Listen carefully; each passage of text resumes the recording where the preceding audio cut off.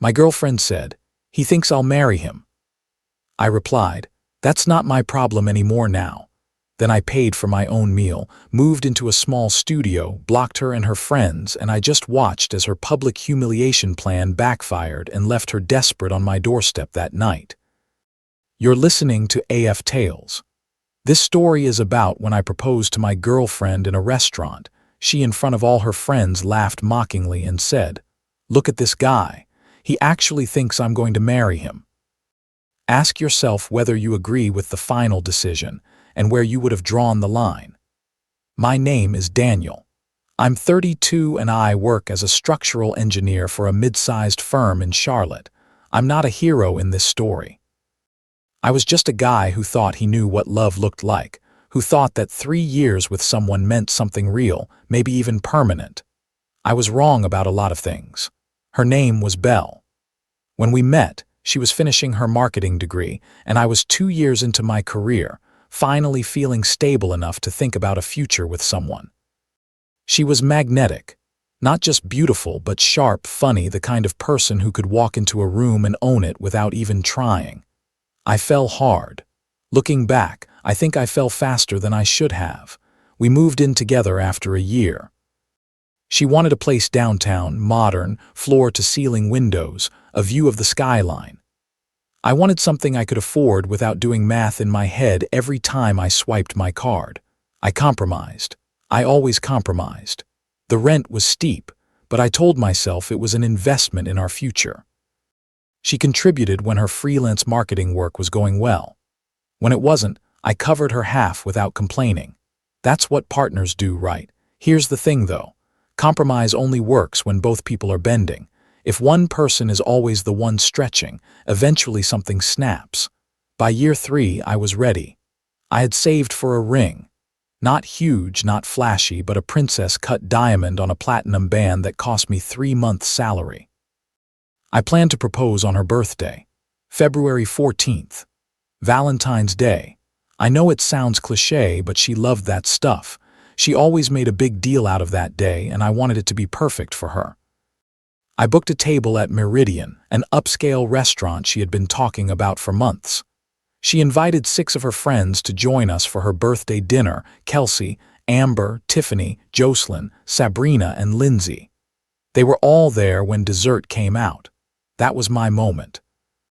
I got down on one knee beside the table, right there in the soft light and low music, and I opened the ring box. I had rehearsed what I wanted to say. I told her she was my best friend, my partner, my favorite person. I told her I couldn't imagine a future without her in it. The ring caught the candlelight. People at other tables started to notice, and she laughed, not a nervous giggle, not that shocked, happy laugh you see in movies. A full, mocking laugh that cut straight through the room. Her friends joined in. Kelsey actually snorted. Belle looked around the table, then back at me and said, loud enough for nearby tables to hear, "Look at this guy. He actually thinks I'm going to marry him." The restaurant went silent. My knees were still on the floor. My hand was still holding the ring. I could feel people staring. "Belle," I managed. My voice sounded small. "Daniel, come on," she said. "Did you really think this was going somewhere? We've had fun, but marriage. You can barely afford this place without stressing about it for weeks. You think I want to be stuck with that forever?" Amber leaned over and whispered something to Tiffany. They both laughed. This is the point where some people would start yelling or arguing. I just felt everything in me go very, very quiet. I closed the box, stood up, and somehow my legs held. "I'm sorry you feel that way," I said. My voice came out steady, even though I felt like I was falling inside. "I hope you all enjoy the rest of your evening." I walked to the server station, pulled out my wallet, and paid for my own meal and my own drinks. Just mine. Then I walked out into the February cold and didn't look back. On the drive home, I felt numb. The apartment was dark when I got there. Belle was still at the restaurant, probably retelling the story for more laughs. I didn't wait. I pulled out 2 duffel bags and started packing. Clothes, laptop, work documents, toiletries, the framed photo of my parents from my nightstand. I took only what was mine. I left the furniture we'd bought together, left the dishes, left the very expensive coffee maker she just had to have. That night I crashed at my friend Aaron's place. 1-bedroom, quieter part of town. He offered me his couch without asking for details. Around 2 in the morning, my phone started going off. Text from Belle. "Where are you, Daniel? Stop being dramatic. You can't just leave like this. We need to talk." I turned my phone off. The next morning, I called our landlord. Our lease was in both our names. I told him I was moving out immediately and I wanted my name off the lease. He listened, then said he'd work with us. I paid my portion through the end of the month and told him Belle could stay if she took over the full rent. That was between them now. I found a small studio in an older building near work. A third of the size of the downtown apartment, but it was mine. Rent I could afford without holding my breath. I moved in on February 19th, 5 days after the proposal. "You doing okay, man?" Aaron asked as we carried boxes up 3 flights of stairs. "I will be," I said, and I meant it. Under the humiliation was something else. Relief. Like I had been carrying weight I didn't know I was carrying, and suddenly it was gone. I blocked Belle's number. I blocked her friends. I deleted social media from my phone. Work became my anchor. I threw myself into a new project, a mixed-use development on the south side with messy load paths and tight deadlines. It demanded attention, and I gave it all I had. My boss noticed. On February 26th, Aaron texted me. "Dude, Belle's been asking around about where you live. Just FYI." I didn't answer. Sometimes silence is not avoidance, it's self-preservation. She showed up on March 3rd. It was a Tuesday evening around 7. I had just gotten home, still in my dress shirt and slacks, about to heat up leftover Chinese food. There was a knock on my door. 3 sharp knocks that somehow felt familiar. I checked the peephole. It was Belle, but not the Belle from the restaurant. Her hair was unwashed, pulled back in a rough knot. Her eyes were red and swollen. She was in an oversized sweatshirt and yoga pants that looked like she had been sleeping in them. She knocked again, harder this time. Against my better judgment, I opened the door but left the chain on. "Daniel," she said, her voice cracked. "Please. I need to talk to you." "How did you find me?" I asked. I asked around," she said. "It doesn't matter. Please, can I come in?" "No," I said. She flinched like I had physically hit her. "Daniel, please," she said. "Everything's falling apart. I lost the apartment. I lost my clients. I don't know what to do." "That's not my problem anymore, Belle," I said. "But it is," she said, starting to cry. "It's all connected to you leaving. Everything went wrong after that night. My friends won't talk to me. Kelsey said I'm toxic. My mom won't take my calls. The landlord evicted me because I couldn't make the full rent. I've been staying with Tiffany, but she told me I have to leave by Friday. Daniel, I have nowhere to go." I should have felt satisfied. I should have felt like karma had done its thing. Instead, I just felt tired. "You humiliated me in front of a restaurant full of people," I said quietly. "You laughed at me. You told me I wasn't good enough. What exactly do you want from me now?" "I was scared," she said. The words tumbled out. "I was scared of committing. Scared of being tied down. Scared that if I said yes, I'd lose myself. So I panicked and I said the worst thing I could think of because I thought if I pushed you away hard enough, I wouldn't have to deal with it." "And what were you really feeling?" I asked. "That I loved you," she said. "That I still love you. That I'm an idiot who destroyed the best thing in my life because I was too proud and too stupid to see what I had." She looked wrecked, hollowed out. Part of me wanted to believe her. Another part of me heard her voice in that restaurant, saw her friends laughing. "Belle, I can't do this," I said. "I'm not asking you to take me back," she said quickly. "I know I don't deserve that. I'm just asking for help. Just until I get back on my feet, a week, maybe 2, I'll sleep on the floor. You won't even know I'm here." "You need to go," I said.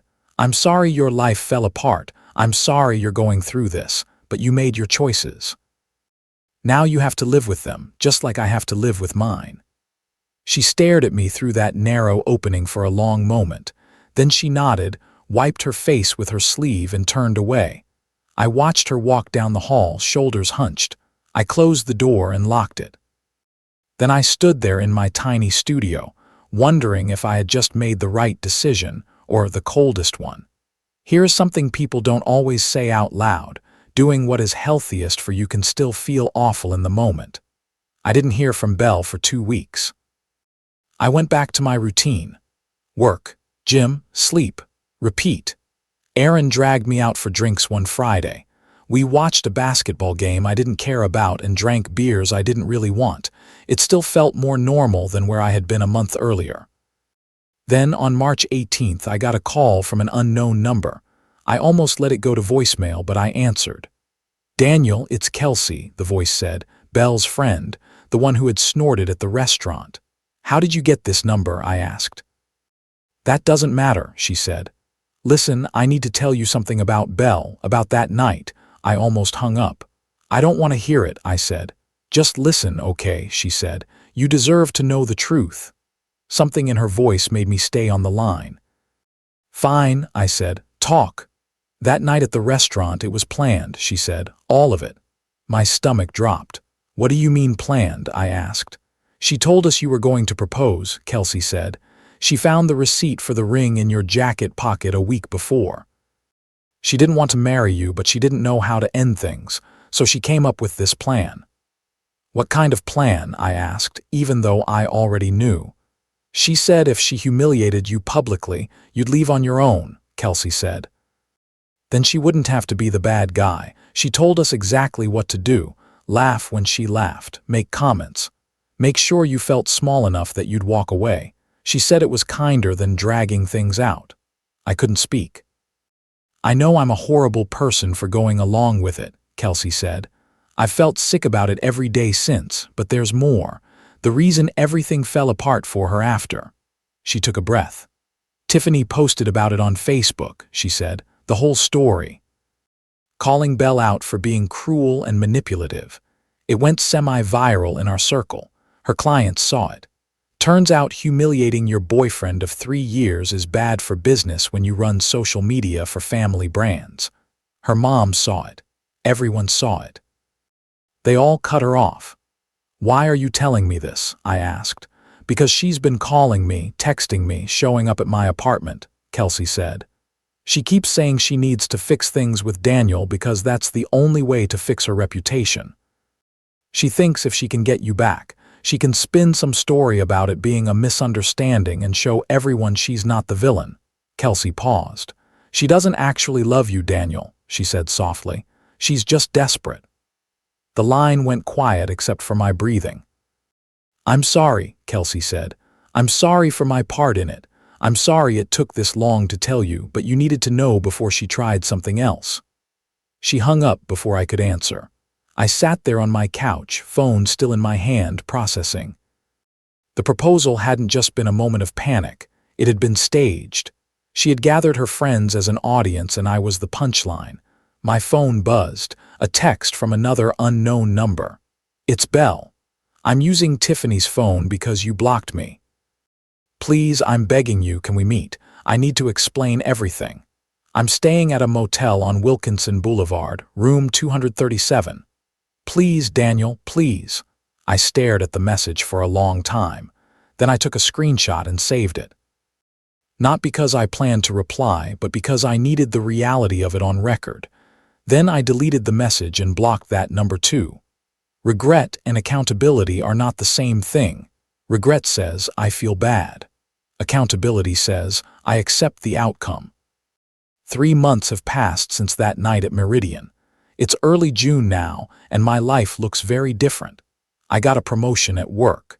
Senior project engineer with a raise and my own team. The project I had thrown myself into finished ahead of schedule and under budget. My boss made it clear that my focus hadn't gone unnoticed. I moved into a better apartment. Nothing fancy, but bigger than the studio. More light. A small balcony where I drink my coffee and watch the city wake up. Aaron set me up on a date with his girlfriend's coworker, Heather, who works in hospital administration. We went to dinner, not Meridian, and talked for 3 hours. It felt easy. No history, no games. I don't know if it will become something serious, but it reminded me that connection can feel calm, not chaotic. As for Belle, I heard she moved back to her hometown in Ohio. Her parents finally took her in after she ran out of options. Her once polished social media has gone quiet. I haven't looked myself. Aaron's girlfriend mentioned it and I let it go. Kelsey sent me one last message in late April. I know I have no right to ask, but I hope you're doing okay. For what it's worth, what happened to you changed how I think about loyalty and friendship. I left that friend group. Some things you can't come back from. I didn't respond, but I appreciated it. The ring is still in my dresser. I haven't returned it. I haven't given it away. For now, it stays as a reminder of what I survived and what I won't accept again. In April, I started therapy. Turns out having your life implode in a public restaurant does something to your ability to trust people. My therapist has helped me untangle the anger and the sense of being completely fooled. A couple weeks ago, I was walking through Uptown after work and saw a guy on one knee at an outdoor table, holding a ring. The woman had her hands over her mouth, crying. She said yes. People around them clapped. I watched for a moment. I felt no bitterness, no sting, just a distant sort of hope that they would take care of each other better than Belle and I did. Then I kept walking. I had my own life to get back to. Here are some lessons I've taken from all of this. Lesson 1. If someone uses public humiliation to avoid a hard conversation, that is not honesty. That is cruelty dressed up as courage. Lesson 2. A relationship where one person constantly compromises their finances, comfort, and dignity so the other person can feel upgraded is not a partnership. It is a performance. Lesson 3. Regret after consequences is not the same as love. Wanting you back to fix their reputation is very different from wanting you back because of who you are. Lesson 4. You are allowed to say no when someone who hurt you wants shelter, access, or support. Compassion does not require sacrificing your boundaries. Lesson 5. Real closure often comes from walking away and building a better life, not from getting the perfect speech or apology. Lesson 6. Therapy, reflection, and time can turn the worst night of your life into a line you refuse to cross again. What would you have done after that restaurant proposal? Let her in when she showed up at the door, or close it like Daniel did? And do you think refusing to meet with her again was cold, or was it the only way to protect himself? Share your thoughts in the comments.